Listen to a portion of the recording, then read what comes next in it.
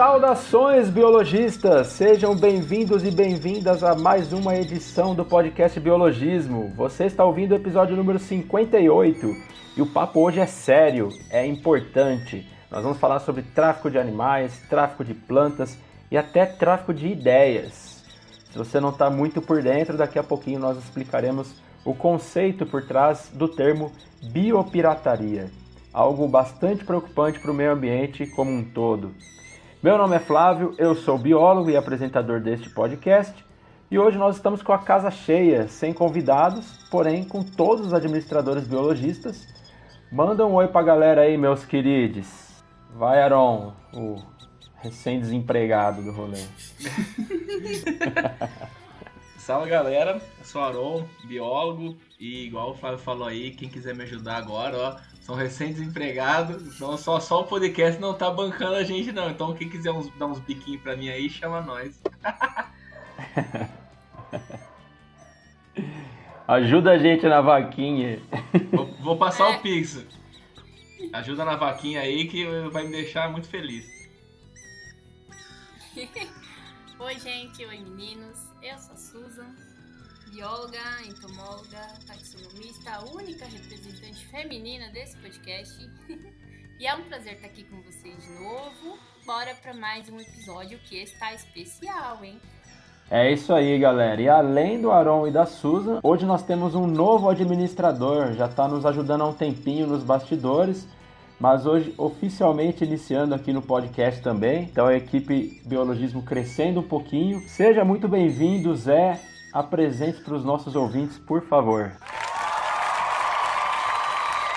Olá, pessoas. Eu sou o Zé. Eu sou o doido das cobras, que já foi o doido das galinhas e já foi o doido dos dinossauros há algum tempo atrás. Eu sou estudante de biologia e, como o Flávio falou, o mais novo integrante do podcast que eu fui tiete durante muito tempo. Então, não desistam de seus sonhos. É isso aí, Zé chegou para somar a equipe, para contribuir um pouquinho mais aí com o nosso trabalho. Com certeza vem muita coisa boa aí, Zé já chegou dando várias ideias e abrindo a nossa visão para muitas coisas aí, que a gente era tudo leigo, ainda é, né, no assunto. Então veio para somar a equipe, muito legal saber que você acompanhava nosso trabalho, até participou de um episódio, né, dos nossos ouvintes, né, Zé? Que eu quase matei a Susan de vergonha lá na hora de ler o meu comentário. Imagina! Ai, ai. Muito bom, muito bom. Ah, joia. Bom. Agora a gente tem o doido das cobras e a doida das chaves de identificação. Essa é a galera, então de praxe, né, como eu sempre falo, segue a gente nas redes sociais, não vai cair o dedo, não vai acontecer nada. Segue lá tudo, @biologismo, no Facebook, TikTok, Instagram, YouTube, estamos em todo lugar. Facinho de achar, só jogar lá que você acha nosso perfil. Tem muito conteúdo legal, não é só podcast, tem meme, tem informação, então vale a pena dar uma conferida. E além do convite para as redes sociais, a gente tem um recado importante para você que acompanha o nosso trabalho por aqui. Diga lá, Susan.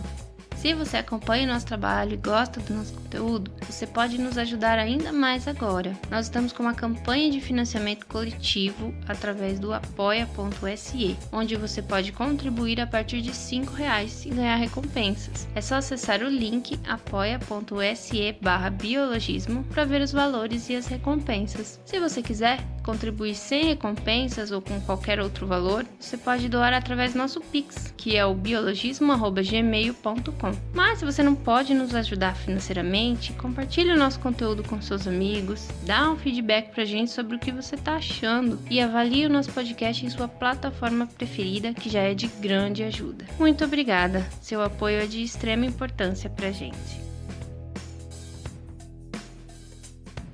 Show de bola, galera. Vamos então entrar no tema desse episódio.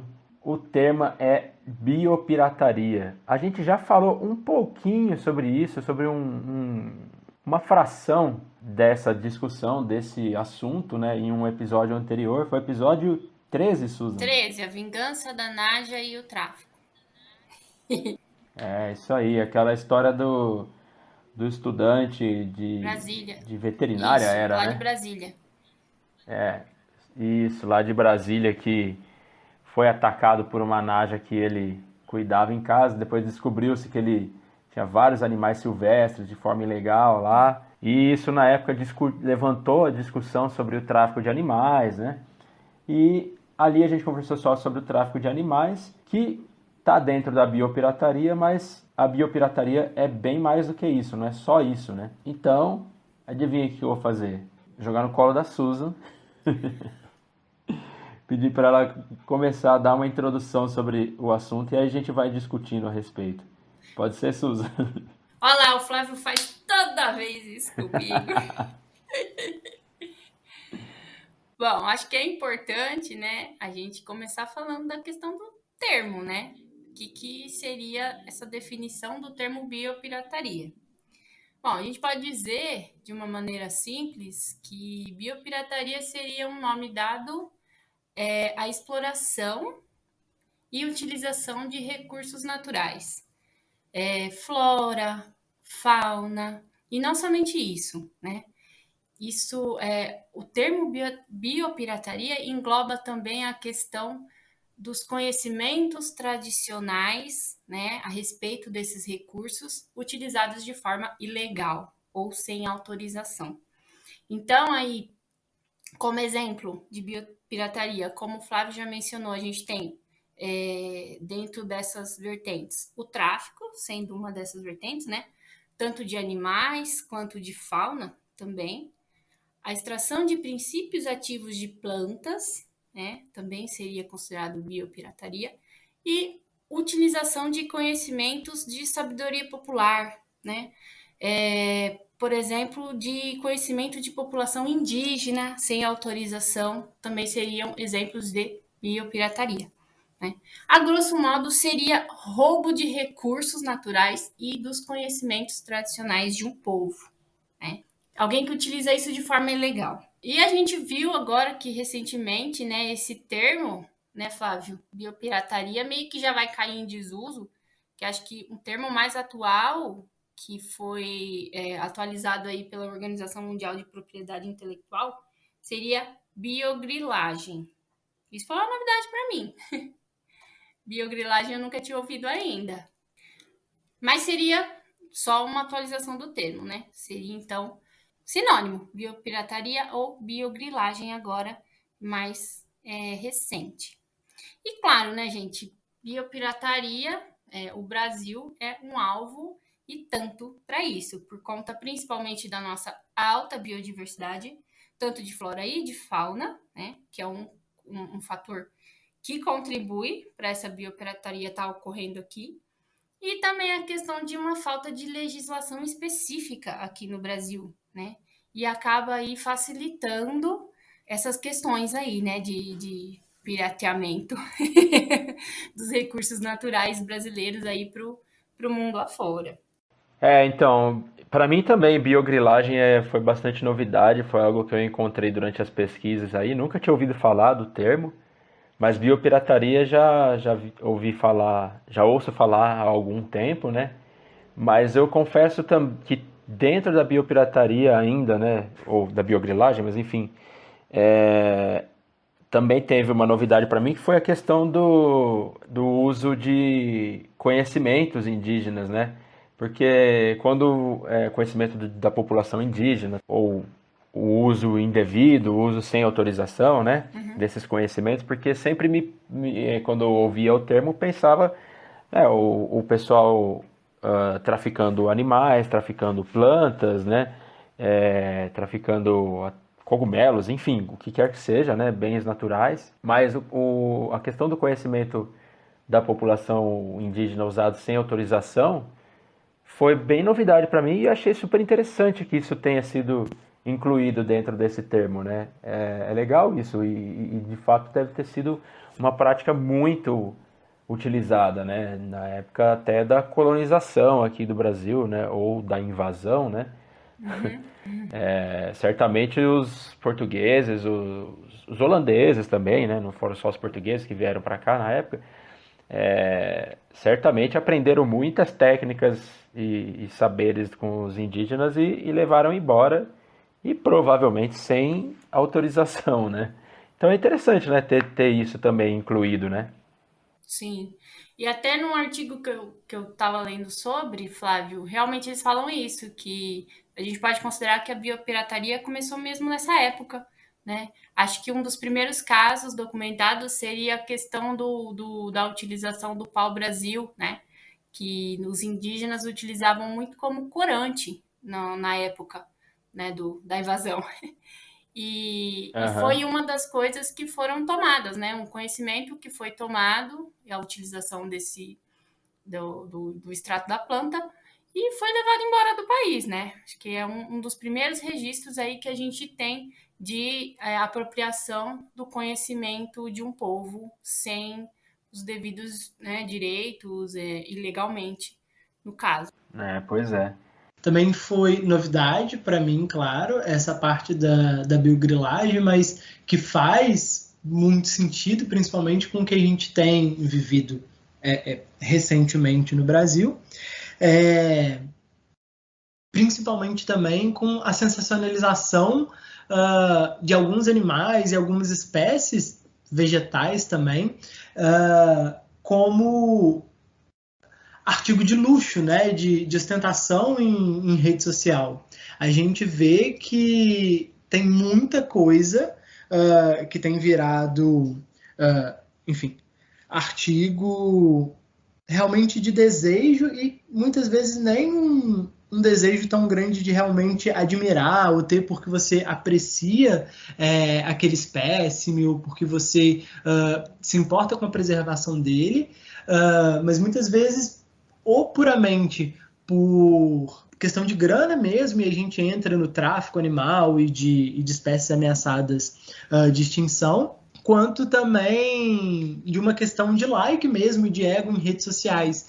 Não sei se aparece para vocês, mas talvez porque eu siga muito esse tipo de conteúdo, de serpentes, animais exóticos, o Instagram sempre me recomenda outros Instagrams de pessoas que têm gecko como pet, que tem lontra como pet, e aí, de repente, começa a aparecer uns animais muito exóticos que você começa a refletir se eles realmente deveriam estar ali ou não. Inclusive, complementando o que a Susan estava falando, tem também várias outras espécimes brasileiras que foram exportadas, não só brasileiras, mas também da América Latina como um todo, que foram exportadas daqui e se tornaram, enfim, fonte de renda de outros países, né? Que é o caso, por exemplo, do cacau, que foi para a África, para a Ásia, ou então da nossa seringueira, que foi para a Inglaterra e depois distribuído para colônias asiáticas lá, e depois se tornou assim, esses países depois se tornaram fortes exportadores dessa matéria que era originalmente brasileira, desse conhecimento, desse recurso que originalmente era brasileiro, claro, esses casos documentados, né? E aí por isso que eu emendei no da Souza, porque eles também são antigos, aconteceram há muito tempo atrás, mas até hoje a gente vê isso acontecendo. Eu achei bem interessante a questão que o Zé falou, até deu esses exemplos aí, né, da questão do cacau e tudo. E a gente já estava falando lá dos conhecimentos dos povos indígenas e tudo mais. Não sei se vocês... Eu não sabia disso, eu fiquei sabendo na pesquisa aqui, né? Mas acho que nos anos 90, mais ou menos, teve um povo da etnia Wapixana, que é lá de Roraima. Eles tiveram um caso desse de biopirataria, né? Documentado, que teve um pesquisador alemão, um químico alemão, que ele foi para a aldeia, isso lá na década de 90, e ele conviveu lá um tempo, ele ficou sabendo das técnicas utilizadas pelo pessoal, tinham extratos que eram utilizados de plantas, 2 extratos, né? E aí depois ele, com promessas de que ajudaria as comunidades com medicamentos, ele levou esses princípios ativos, e aí o que aconteceu? Ele patenteou esses extratos com o nome de cunaniol e rupune nos Estados Unidos, Europa e Grã-Bretanha. Então, o que ele fez? Ele utilizou aí um típico exemplo de biopirataria do conhecimento, tanto do conhecimento quanto dos extratos que estavam disponíveis lá para o pessoal de Roraima, né? Então, ele levou todo esse conhecimento para fora do país, começou a desenvolver, né, medicamentos nessa base e não deu nem satisfação para o pessoal indígena. E ainda deu fez essa promessa antes de sair de lá, né, comentando que iria utilizar esse conhecimento em prol do pessoal, né? Em prol dos indígenas. Que acho que foi mais sacanagem ainda, né? O cara prometer esse tipo de coisa. E aí, só para terminar ainda a questão que o Zé falou, eu achei bem interessante ele mencionar a questão das redes sociais, quanto à biopirataria relacionada ao tráfico, porque vocês viram que o Facebook foi multado por expor o tráfico de animais agora em julho? Foi multado. Eu não sei que pé que virou, qual pé que tá esse negócio, porque, bom, eles têm recursos, né? O Facebook tem recursos. Mas com esse avanço das tecnologias, acho que o tráfico está cada vez mais presente nas redes sociais. E isso facilita demais, né? É uma coisa, assim, muito complicada da gente lidar. Porque, como o Zé falou, eu não tenho acesso a essas coisas, né? Mas, de ver nos perfis, até porque eu acho que eu não sigo coisas parecidas, então não aparece para mim. Mas já teve casos em que eu vi vários invertebrados, até já comentei com o Flávio há anos atrás, umas aranhas muito bonitas, aranhas até venenosas, sendo comercializadas assim, livremente na internet, como se ninguém nem estivesse sabendo do que estava acontecendo.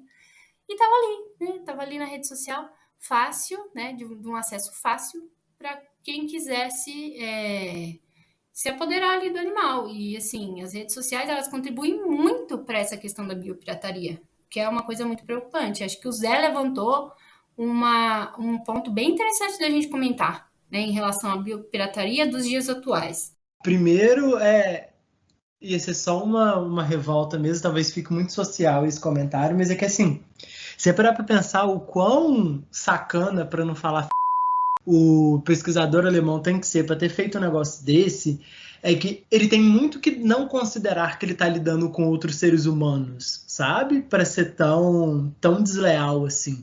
Isso me revolta muito, essa percepção que muitos países e muitas pessoas têm até hoje sobre o nosso país, sabe? De que você pode chegar, fazer qualquer coisa que for e ir embora e colher os louros de uma pirataria, sabe? Tipo, de algo ilegal que você fez, que você sabe que é ilegal e que você não faria no seu país. E o segundo comentário, aí já entrando sobre as redes sociais, é que assim, o que você mais tem em rede social é venda de animal exótico, sabe? Principalmente o grupo de Facebook. Se a gente entrar agora no meio da nossa conversa aqui e digitar Corn Snake no Facebook, o que mais tem é grupo de gente vendendo Corn Snake, sabe? Que é uma cobra que nem deveria estar sendo vendida no Brasil.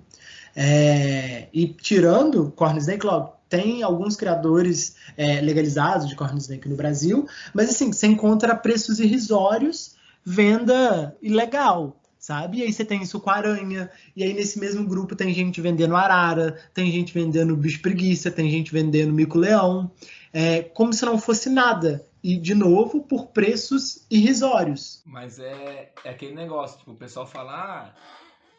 tem criador que vende legal, mas eles são criadores, eles não pegam da natureza, porque se for vender, comprar legalmente é muito caro. Mas, meu irmão, se você não quer comprar legalmente, não compra, brother, tá ligado?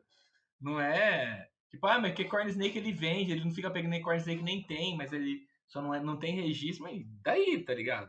Tipo, eu acho que a questão não é nem tanto... no caso da Corn Snake, né? Tipo, tá tudo bem, já que ele não pegou na natureza, mas assim, se a Corn Snake para começar chegou de alguma forma para ele, né? E essas pessoas, assim, tipo, eu participei de muitos grupos desse e tudo mais, até porque, assim, tipo, meu sonho sempre foi ter uma cobra.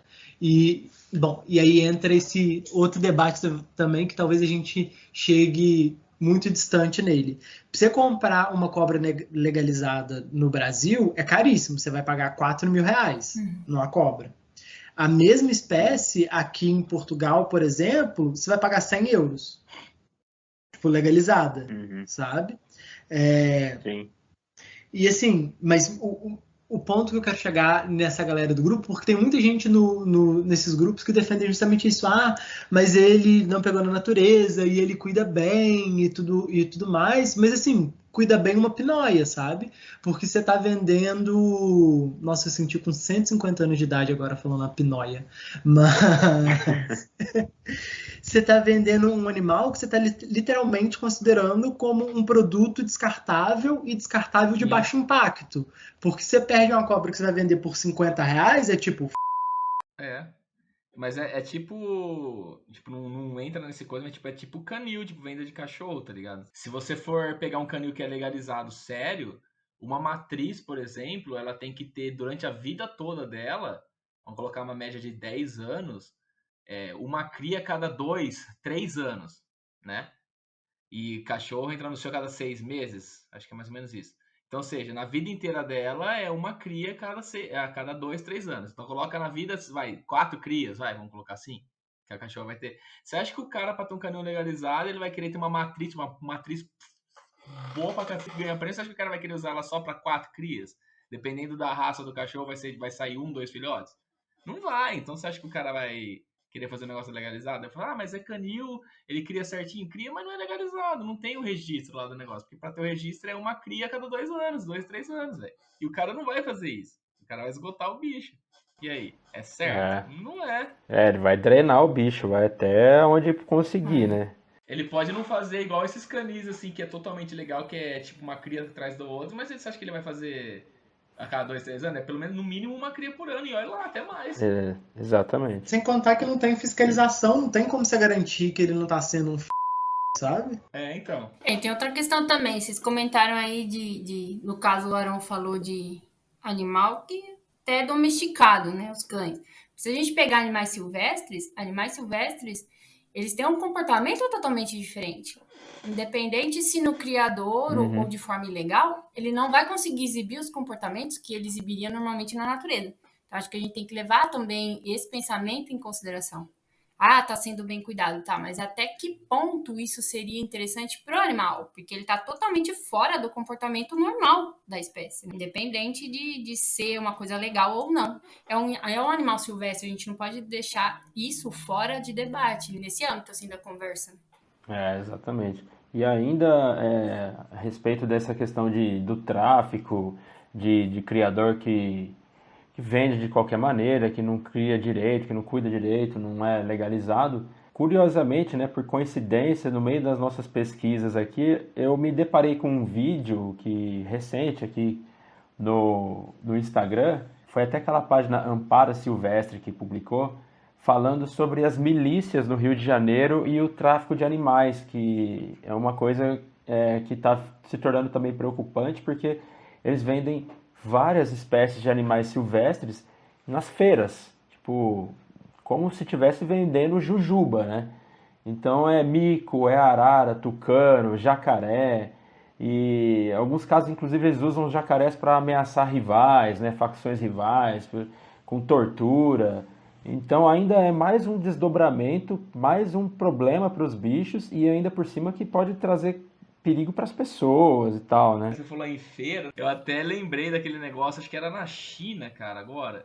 Que era aquela galera que vendia os tigres d'água no chaveirinho, velho. Ai, que dó! Você já Que viu? isso? Vocês lembram disso daí? Que apareceu... Não lembrava disso não, cara. Mano, eram os tigres d'água vivos dentro de um chaveirinho. E os Que caras falavam isso? que ele ficava lá dentro, que tinha, tipo, nutriente pra ele ficar vivo por não sei quanto tempo. Mano, mas... Você deixa um bicho dentro de um chaveiro, irmão, pra ter um chaveiro vivo. O bicho ficava lá vivo, sei lá, 2 meses e depois morreu. Mas, mano, o bicho tá dentro de um chaveiro, Nossa, irmão. surreal essas coisas. Só comentando sobre isso que você falou, Flávio, dos traficantes e tudo mais, e é doideira pensar também como que isso cria um problema de saúde até mesmo para os seres humanos, né? A gente coloca animais que originalmente não estariam ali, que muitas vezes a gente não sabe o tipo de parasita ou de interação que eles podem ter com outros animais, como cachorros, gatos, ou mesmo outros seres humanos, e cria possíveis focos de doença, de outros vírus, de outras bactérias, que a gente normalmente não estaria exposto a isso. Uhum. Levanta a questão das zoonoses, né? Eu ia puxar realmente esse gancho aí que o Zé falou mais pra frente. Porque realmente a gente tem muita coisa. Eu tava vendo sobre isso. A gente tem mais de 180 doenças transmitidas pelos animais aos humanos que já foram identificadas e que vem crescendo cada vez mais por conta da gente ter esse constante contato com os animais silvestres que não era pra gente ter, né? Eu até lembrei esses dias que eu vi um documentário e acho que o Flávio vai lembrar. Quando a gente gravou com o Danilo Kluiber, o episódio 40, sobre tatus, ele mencionou no episódio que os tatus transmitem lepra, né? Ou hanseníase. Ah, é verdade. Você lembra, Flávio? É Nem eu, verdade. nem você, a gente sabia desse detalhe. E aí... não sabia mesmo, mas lembrei agora. Então. Eu lembrei disso essa semana, porque eu vi um documentário que falava sobre um caso de lepra nos Estados Unidos e tudo mais. E no final das contas, o cara percebeu que ele tinha pego, né, a bactéria do tatu, do contato com o tatu, que ele caçou lá no momento e tudo mais. E aí eu saí para procurar, né, eu vi até uma matéria da National Geographic, a gente pode até deixar na descrição do episódio, bem interessante, que falava sobre isso, né, a questão da transmissão da lepra entre tatu e humano. E aí eles mencionam que pela carne você pode contrair a lepra, né? E aqui acho que não muito, né, na região onde a gente está aqui em São Paulo, mas em outras regiões do país há um consumo muito grande de carne de tatu ainda, e também carne crua, que facilita aí a transmissão da bactéria. E uma coisa que eu achei interessante, né, falando sobre isso, que foi o que me despertou para comentar sobre isso, é que o artigo menciona que os tatus estão transmitindo a lepra para a gente, mas que originalmente, lá no início, a espécie humana transmitiu, provavelmente, essa lepra aos tatus.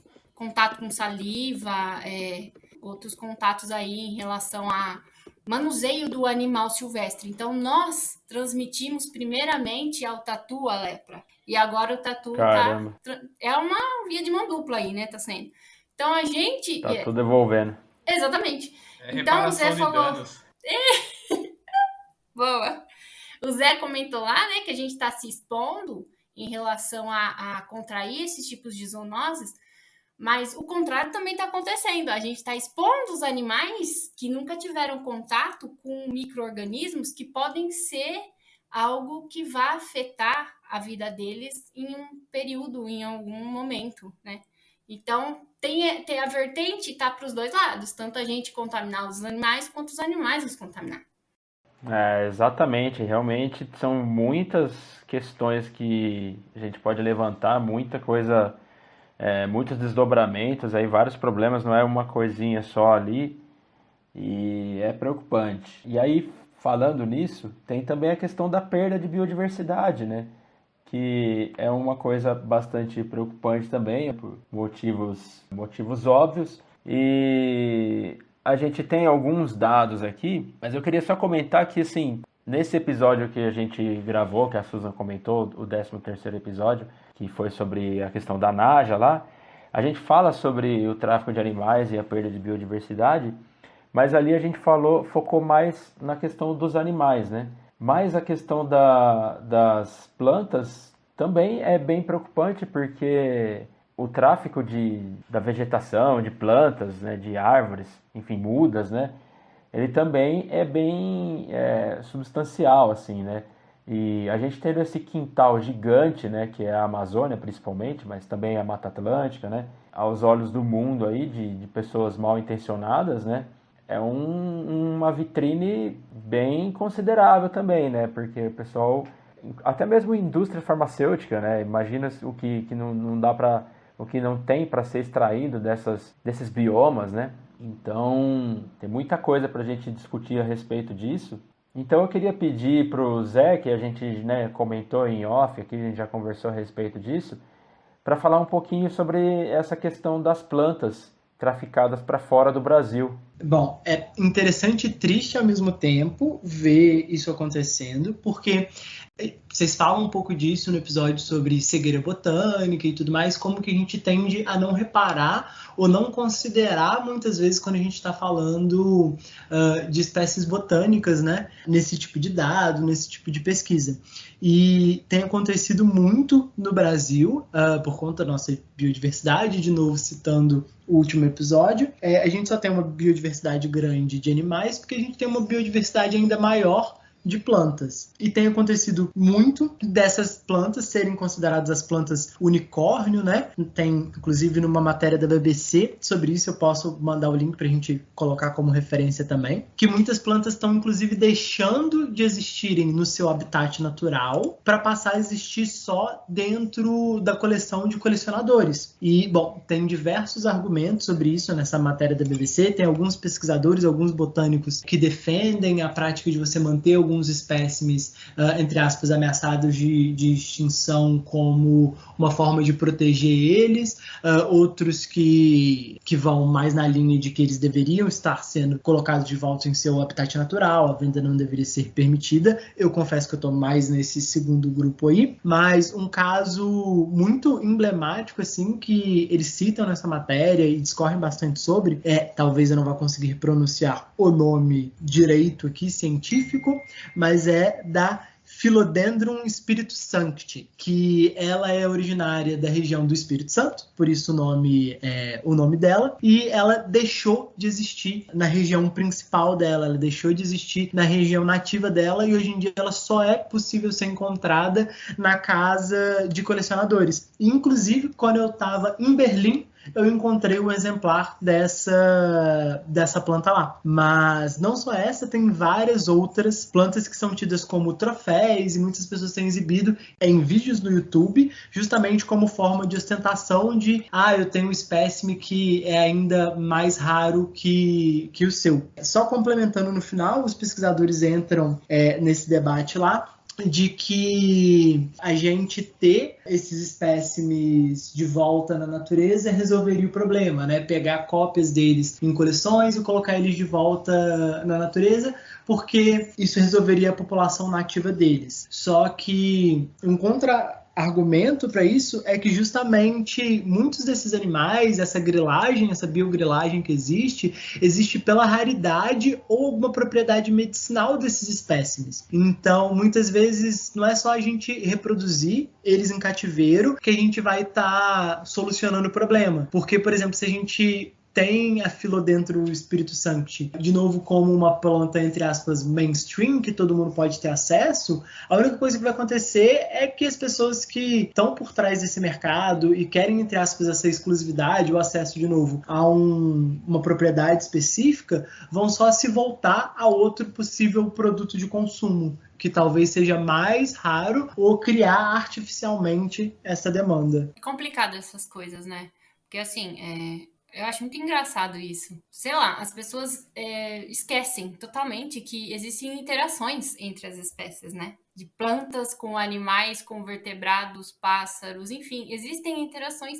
E essas interações são totalmente desconsideradas quando a gente fala desse negócio de reintroduz aqui, coloca ali, isso aqui já não é mais, já está extinto em tal lugar. E as interações, né? Não é só a espécie que vai embora junto quando há extinção.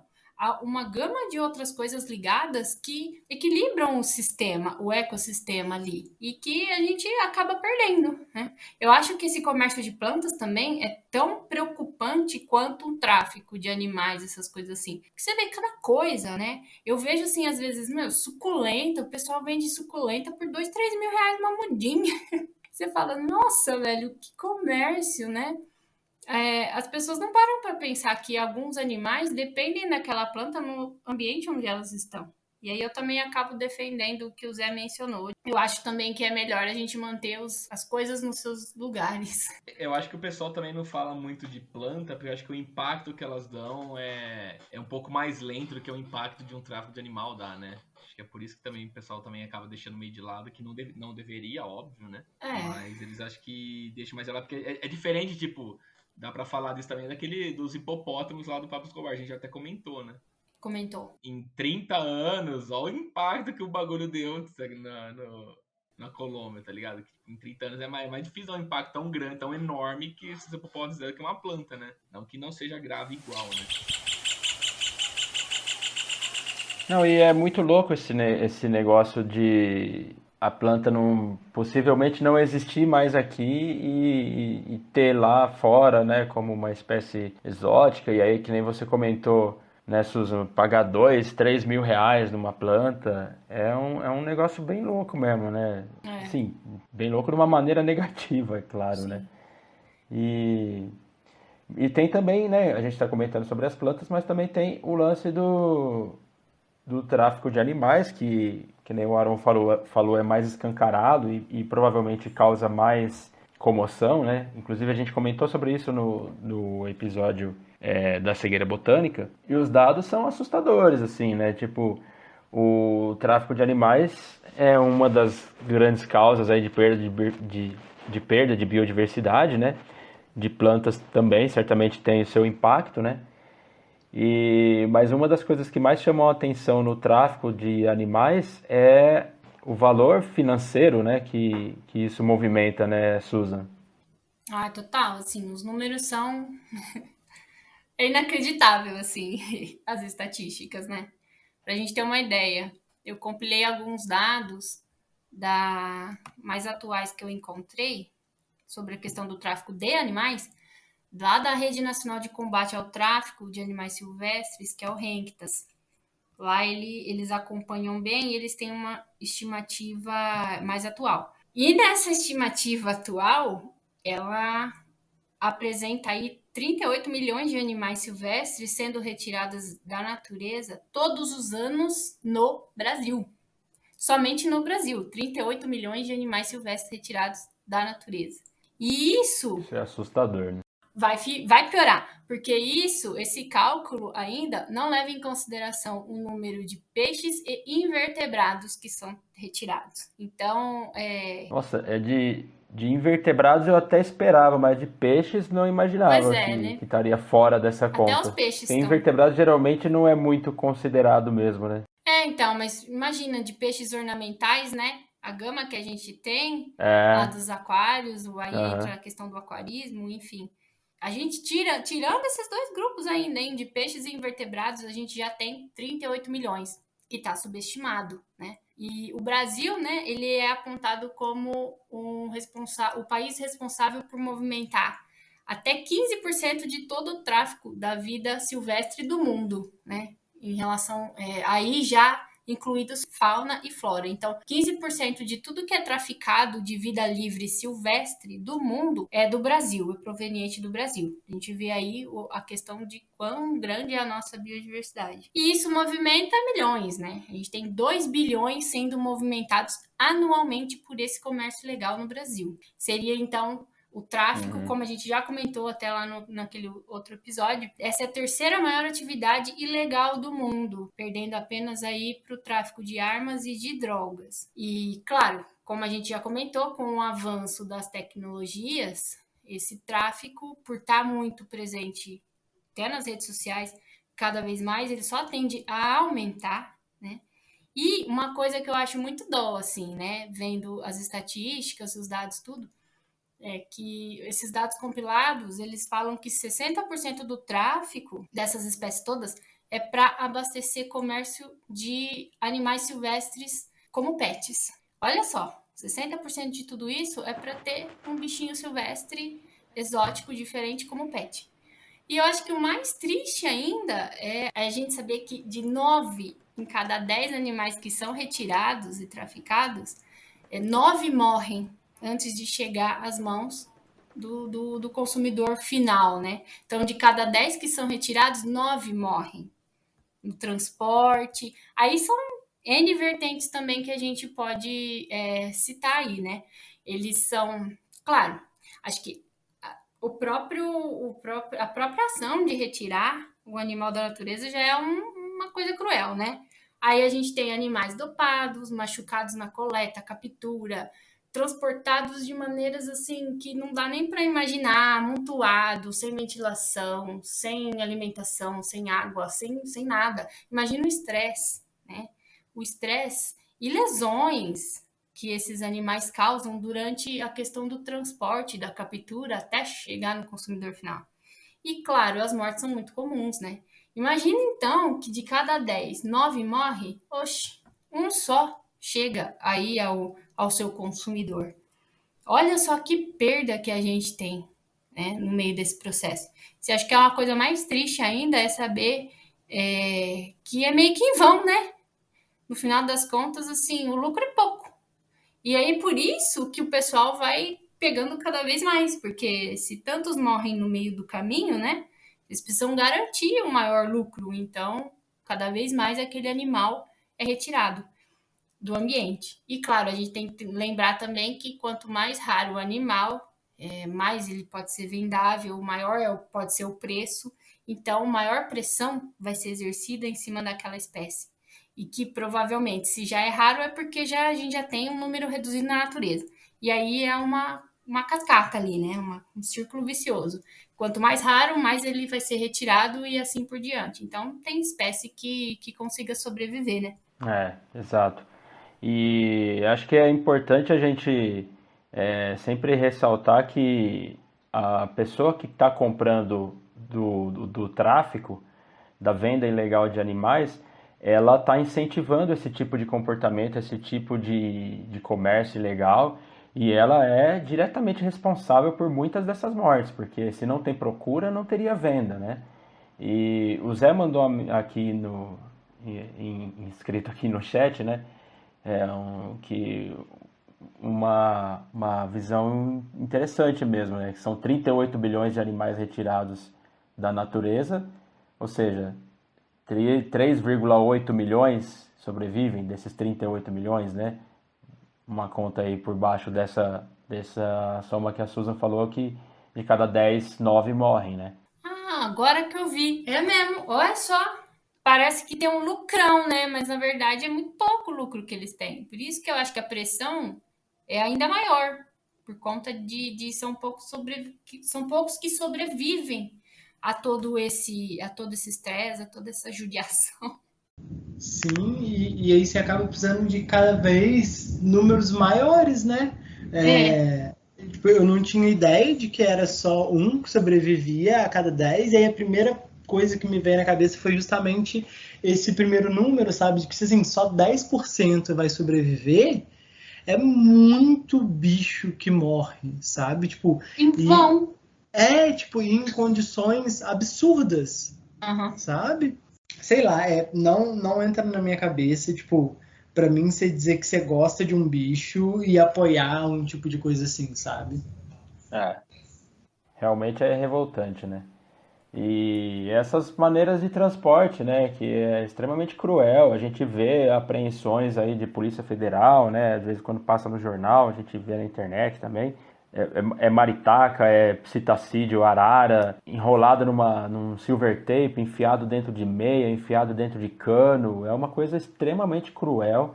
E, de novo, acho que é importante a gente ressaltar, quem compra do tráfico está incentivando esse tipo de atitude, de comportamento, e é diretamente responsável pelas mortes desses animais, porque você está incentivando esse tráfico, né?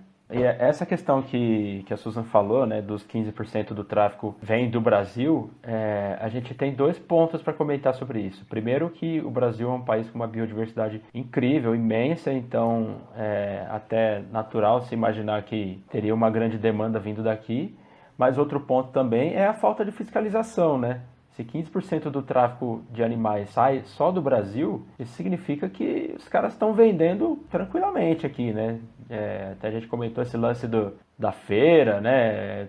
Parece que já não era grandes coisas, mas deu uma piorada, né? A questão da fiscalização ambiental como um todo, né? Sim, e bom, a gente tem uma legislação sobre isso que eu não sei se acompanhou toda a evolução e o interesse que as pessoas têm sobre esses animais e tudo mais, porque assim, eu acho que vale colocar um ponto também de que a verdade é que, infelizmente, não adianta a gente proibir, porque vai ser igual maconha e outras drogas recreativas, ou enfim, qualquer outra coisa assim. Seria muito mais interessante, e aí eu acho que isso talvez até amarre tudo que a gente está falando até agora, no sentido de que a gente ainda tem legislações para tudo isso, que são muito antigas, que são muito desatualizadas da forma como as coisas podem acontecer hoje em dia. Seja a gente falando, por exemplo, do tráfico de animais, igual a gente está falando aqui agora,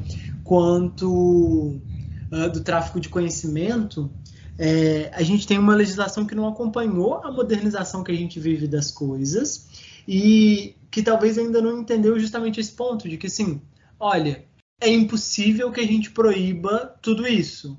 Então, se a gente realmente está pensando no bem-estar dos animais, a gente deveria estar pensando em legislações para assegurar isso, para assegurar que o tráfego não precise acontecer mais da forma como ele acontece, para assegurar que o conhecimento originário do Brasil, dos povos brasileiros, vai ser estudado por brasileiros e vai gerar renda para esse pessoal, para assegurar que você pode ter sim seu Filodendro Espírito Sancti, desde que você, sei lá, faça parte de algum projeto para ajudar a manter a população nativa dessa espécie.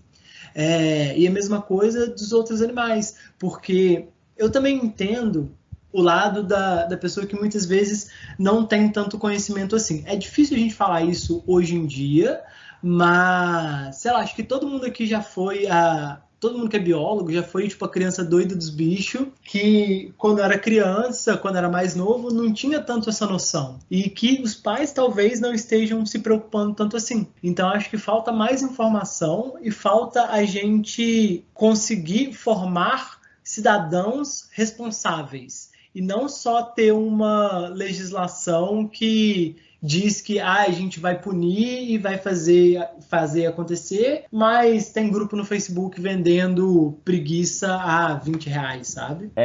Então, esse é um ponto importante também, interessante, que é essas questões sociais que realmente estão sempre muito atreladas a isso, né? Claro que a gente tem uma vida privilegiada, até a gente nunca precisou apelar para isso, né? Óbvio que tem muita gente safada aí no meio também desse comércio, mas tem muita gente que ou faz isso ou não tem o que comer, né? Já vi muitos documentários mostrando isso. Às vezes é um tiozinho, sabe, no interior do Pernambuco, uma cidadezinha que não tem nem luz elétrica, não tem saneamento básico nem nada, e ele pega um trinca-ferro ali, bota uma armadilha ali, uma arapuca para pegar um trinca-ferro, para pegar um passarinho ali que ele sabe que vale uma grana, para ele ter o que comer. E aí é aquilo, né? O cara pega um animal que é muito visado no tráfico e vende aquilo para ganhar uma grana para ter o que comer, só que ele vende por uma miséria e aí o negócio é revendido, às vezes até por grandes empresas que exploram esses moradores, né? Essa população mais humilde, né? E então aí o leque da discussão até fica um pouco mais aberto, assim, porque é uma coisa bem mais complexa, assim, né? Do que a gente só falar é errado, né? Claro que é errado e de fato deveria, que nem o Zé comentou, ter um pouco mais de fiscalização nisso, não só no sentido de proibir o tráfico, como no sentido de fornecer uma outra opção para que aquilo não aconteça, né? Isso que vocês levantaram é realmente muito importante, a questão desses problemas sociais, porque não tem como a gente fechar os olhos, né? Não dá para fechar os olhos porque isso ocorre, não tem como. Lá naquele episódio 13 que a gente mencionou, a gente falou bastante sobre essa questão desses problemas sociais envolvidos, principalmente aí no caso com o tráfico de animal, e realmente isso que o Flávio falou. A gente, do alto dos nossos privilégios, quem somos nós para falar alguma coisa sobre, né? Porque a gente não está sentindo na pele que o pessoal passa por aí, né? Em várias regiões do Brasil, isso realmente é sustento, é o sustento da pessoa. E muitas vezes ela não tem nem noção que isso pode prejudicar. Então, são muitas e muitas facetas de um problema que puxa outro problema e são só problemas. Porque, né, as soluções os que a gente poderia ter aí acaba não vindo, né? E aí a pessoa continua fazendo esse tipo de coisa, essas atividades, porque não tem opção, né? Acho que a questão que o Zé mencionou de educação e tudo mais, aliada a soluções para esses problemas sociais, seria um paraíso, assim, para essa questão da biopirataria, né? De maneira geral. Mas a gente espera, né? Que que realmente um dia a gente chegue nesse patamar aí. Exatamente. Eu lembro de uma vez ter visto um documentário de um tiozinho, né? Que inclusive foi nisso que eu estava me baseando, nesse comentário que eu fiz antes. E era a alternativa que ele tinha para a sobrevivência dele ali, né? E ele morava numa zona rural, onde não chegava nada ali, nem gás, nem energia elétrica, nem saneamento básico, nem nada.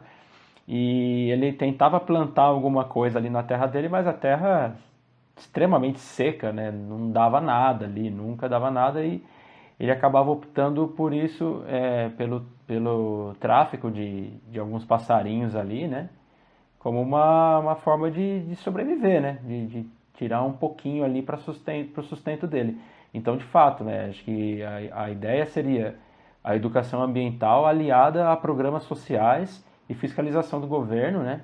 Para que nem o meio ambiente, nem a biodiversidade e nem as pessoas sofressem, né, com essas situações. Sem dúvida.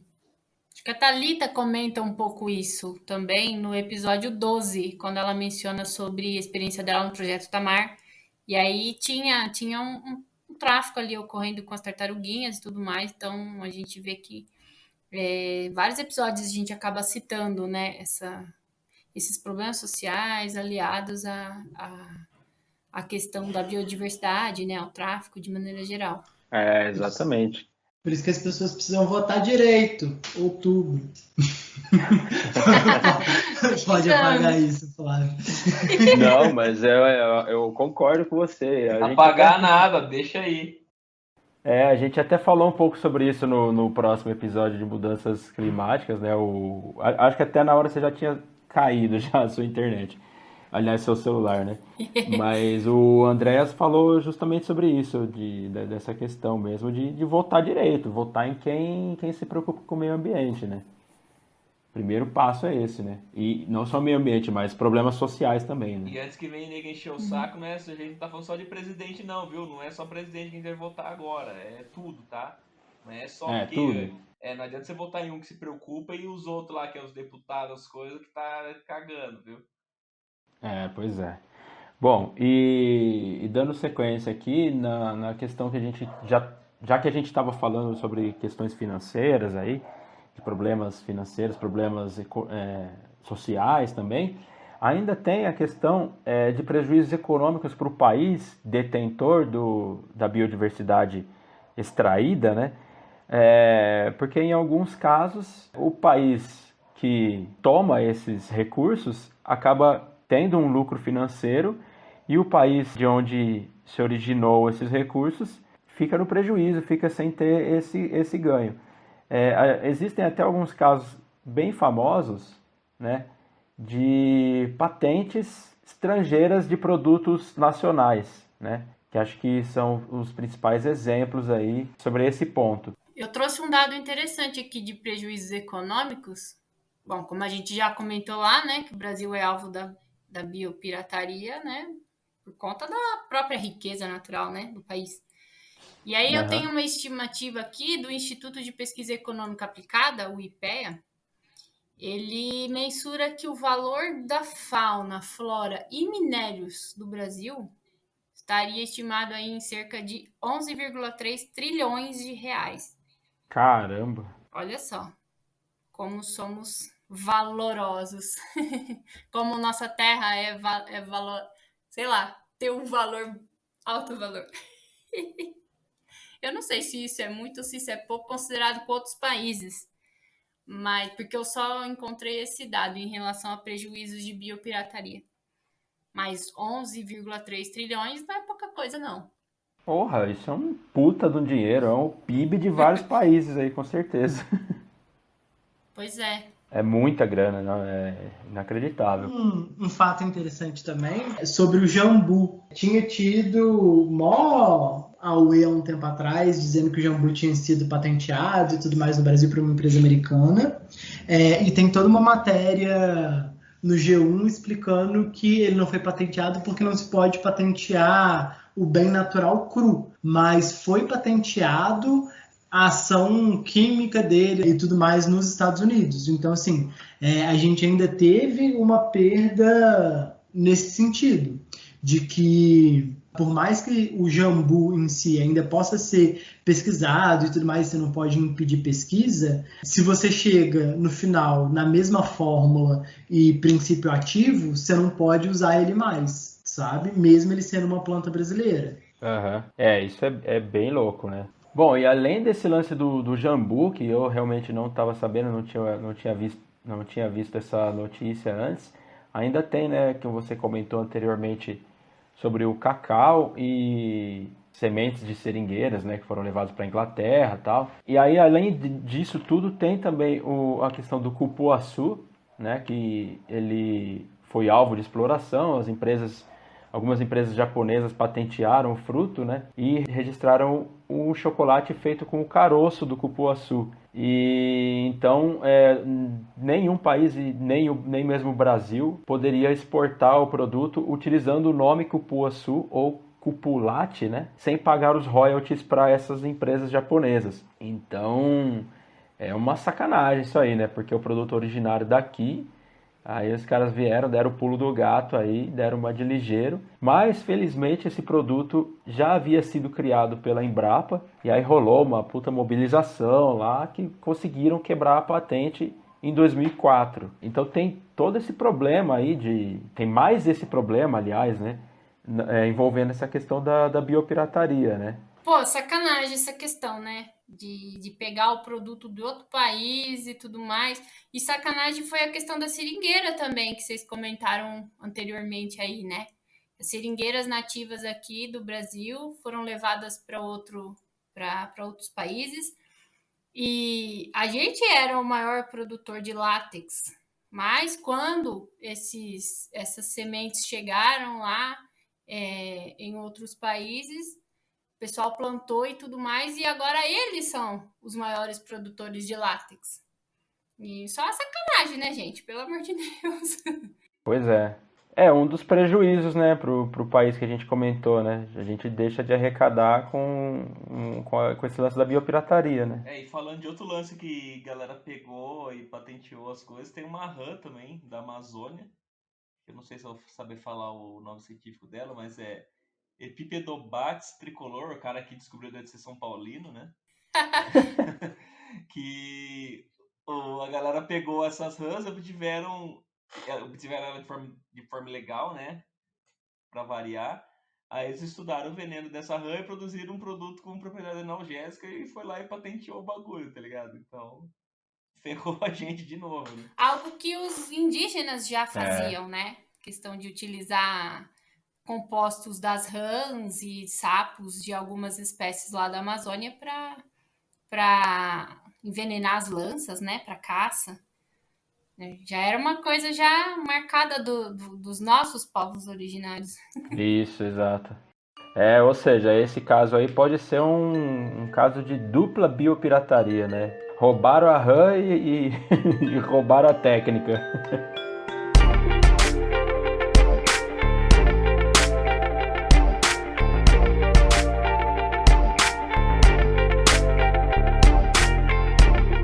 Maravilha, então, galera, estamos chegando já na reta final desse episódio. A gente espera que você tenha curtido essa discussão que a gente teve até aqui, tanto quanto a gente gostou de bater esse papo, é claro. E agora, obviamente, nós vamos para o nosso tradicional momento Indicações Culturais, e eu vou pedir para o nosso mais novo membro aqui da Biologismo dar o pontapé inicial nas indicações.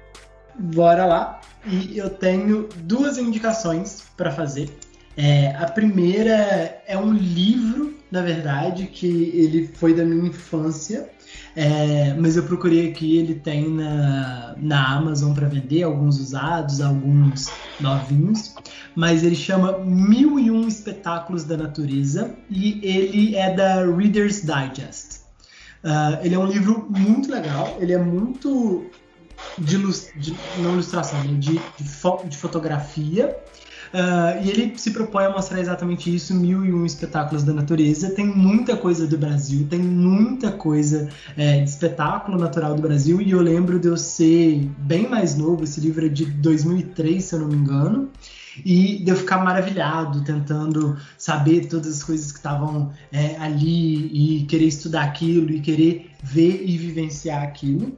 Então, principalmente para quem talvez esteja começando agora a ter curiosidade por biologia, por esse tipo de coisa, é um livro legal.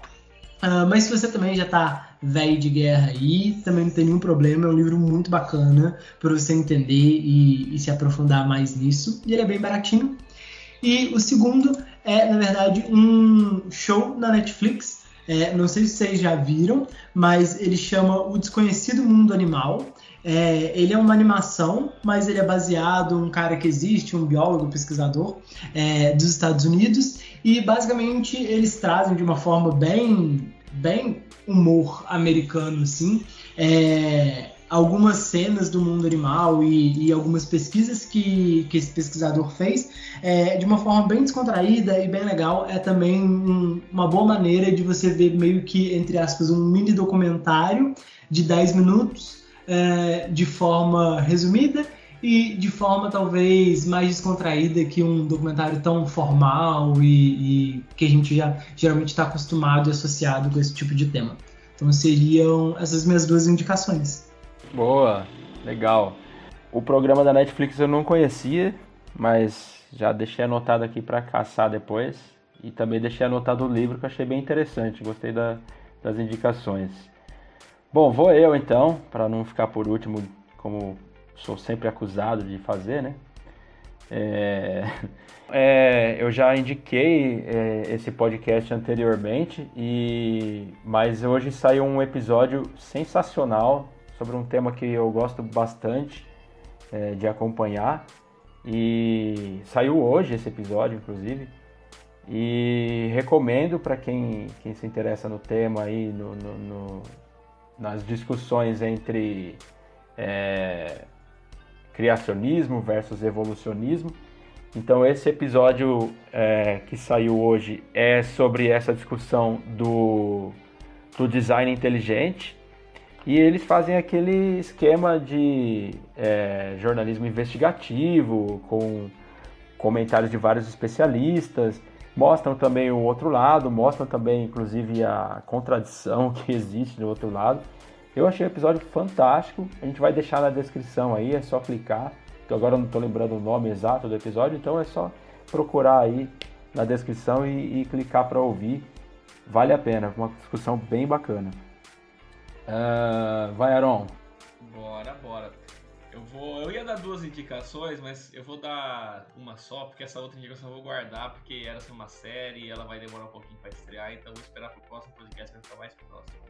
Até sei o que é, já. Claro, né? Já tá no hype, né? Não consigo enganar, né? Mas nessa indicação minha eu vou ser nepotista mesmo, não quero saber. Eu vou indicar um livro, que é um livro da minha prima, que ela lançou o primeiro livro dela. Chama A Menina que Questionava. A autora é Beatriz Moretti Gomes, ela é filha do meu primo, na real, né? Meu primo de segundo grau. E é livro de contos e poesias que ela escreveu durante a pandemia, que ela sempre gostou de escrever e tal, e como a gente ficou tudo regaçado nessa época, ela começou a escrever, botou no papel, e ela lançou o primeiro livro dela, faz pouco tempo.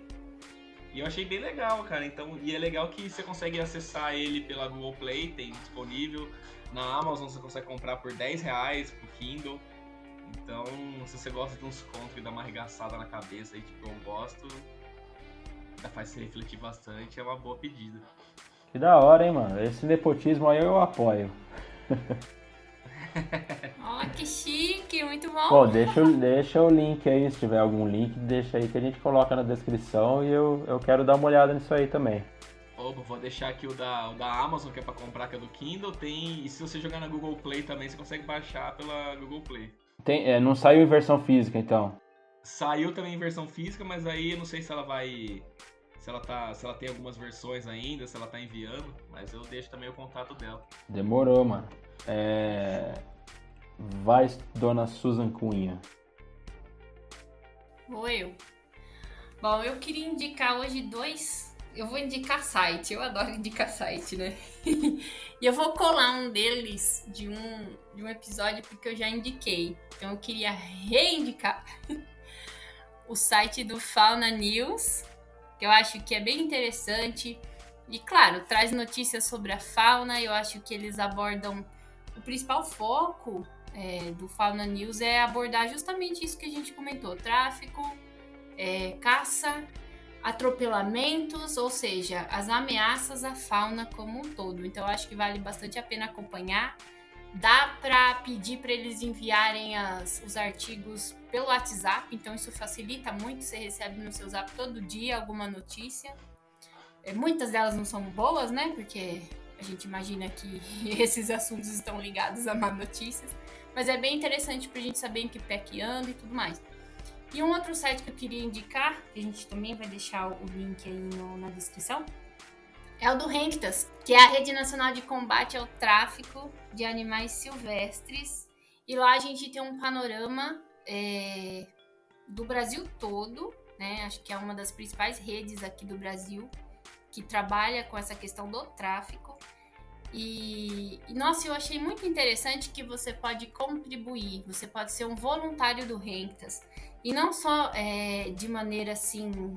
atuante mesmo, mas você pode você pode ser voluntário de maneira remota, você pode ajudar eles em várias atividades. Tem um formulário lá no site que você pode preencher, e aí você ganha até certificado de que você está trabalhando com RENCTAS, você é voluntário deles, e aí você pode dispensar tempo para divulgação em redes sociais, auxílio na elaboração de textos sobre a questão do tráfico, tradução para outros países, enfim, questão da informação mesmo, né? De disseminar as informações em relação ao tráfico. Então, eu achei bem interessante, acho que até me animei em ser voluntária também, porque, embora a gente esteja distante, né, do pessoal que realmente trabalha efetivamente com isso, a gente vê que dá para ajudar de alguma maneira, e sempre tem alguma maneira que a gente pode estar atuando e pode fazer a diferença, né? Principalmente quando o Zé lá comentou que a questão da educação ambiental, de conscientização das pessoas, então acho que isso também pode ser uma ferramenta, né? Onde várias pessoas podem interagir. Então é isso, RENCTAS e Fauna News, os sites relacionados ao tráfico de animais.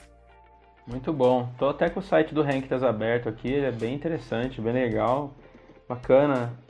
Beleza, então, galera, chegamos ao fim do 58º episódio do podcast Biologismo. A gente espera que você tenha gostado dessa conversa que a gente bateu por aqui. Deixo aqui nosso, claro, muitíssimo obrigado a você que sobreviveu até aqui.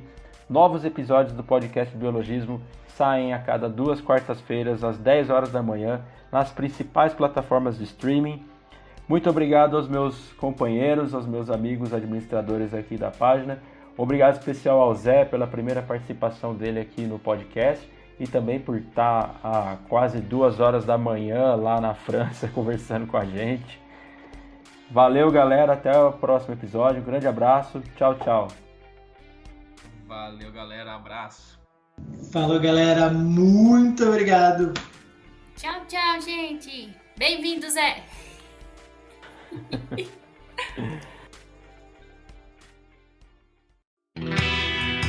Esse episódio foi apresentado por Flávio Diniz com comentários de Aron Marmorato, Susan Cunha e José Luiz Mendes. A arte foi elaborada pelo José Luiz Mendes, roteiro e edição por Flávio Diniz.